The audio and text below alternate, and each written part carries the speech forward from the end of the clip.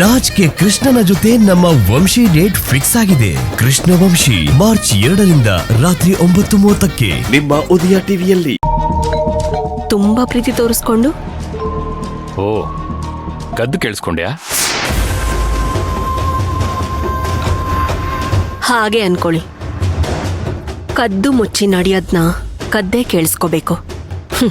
ಅದ್ರಲ್ಲಿ ಯಾವ ತಪ್ಪು ಇಲ್ಲ. ಅದನ್ನ ಆಮೇಲೆ ಮಾತಾಡ್ತೀನಿ. ಏನ್ ನಡೀತು ಅಂತ ಹೇಳಿ. ನಡೀತಾ ನಡೀಲಿಲ್ವಾ? ನಡೀತು. ಅದೇ ಕೇಳ್ತಾ ಇರೋದು. ಏನ್ ನಡೀತು? ಅದು ಗೊತ್ತಿಲ್ಲ ಪಾಪ. ಅರ್ಚನಾ ಮಾಡಿಯಿಂದ ಇಳಿದು ಬರ್ತಾ ಇದ್ದಾಗ ಕಣ್ ತುಂಬಿಕೊಂಡಿತ್ತು.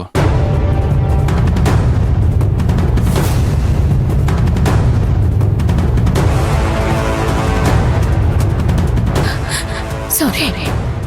ಯಾಕೆ ಹೇಳ್ತಿದ್ದೀರಾ?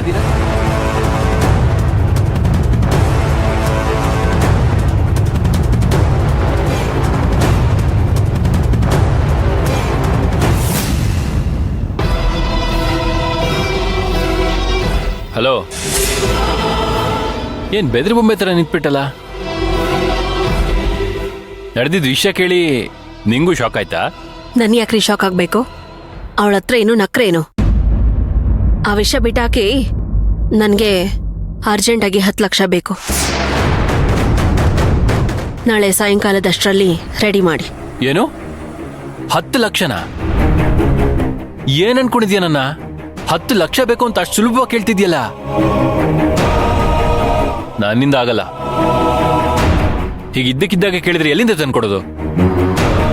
ನಾನ್ ನಿಮ್ಮನ್ನ ರಿಕ್ವೆಸ್ಟ್ ಮಾಡ್ತಾ ಇಲ್ಲ, ಬೇಕು ಅಂತ ಆರ್ಡರ್ ಮಾಡ್ತಾ ಇರೋದು. ಶಾಂತಿ, ದುಡ್ಡಿನ ವಿಚಾರದಲ್ಲಿ ಯಾರಿಗೂ ದುಡ್ಡಿಗೆ ಮಾತು ಕೊಡಬಾರ್ದು ಅಂತ ಹೆಸರು ಹೇಳಿದ್ದೀನಿ ನಿನಗೆ.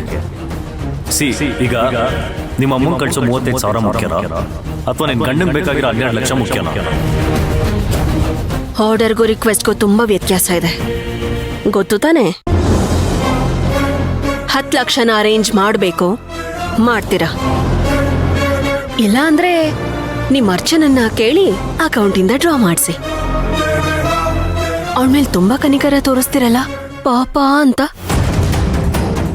ಸರಿ ಆಯ್ತು, ಅರೇಂಜ್ ಮಾಡಿ ತಂದ್ಕೊಡ್ತೀನಿ ಬಿಡು. ಅದ್ ಸರಿ, ನಿನ್ಗೆ ಯಾಕೆ ಅಷ್ಟೊಂದು ದುಡ್ಡು? ಏನ ಲೆಕ್ಕ? ಅದು ನನ್ನನ್ನ ನೀವು ಏನೋ ಲೆಕ್ಕ ಕೊಟ್ರೆ ಮಾತ್ರ ಕೊಡೋದಾ? ಇಲ್ಲಾಂದ್ರೆ ಕೊಡಲ್ವಾ? ಅದು ಹಾಗಲ್ಲ ಮಂತ್ರ. ನನಗ್ ಬೇಕು ಅಂದ್ರೆ ಬೇಕು ಅಷ್ಟೇ. ಅದನ್ನ ನೀವೇ ರೆಡಿ ಮಾಡ್ಬೇಕು. ರೆಡಿ ಮಾಡ್ತೀರಾ?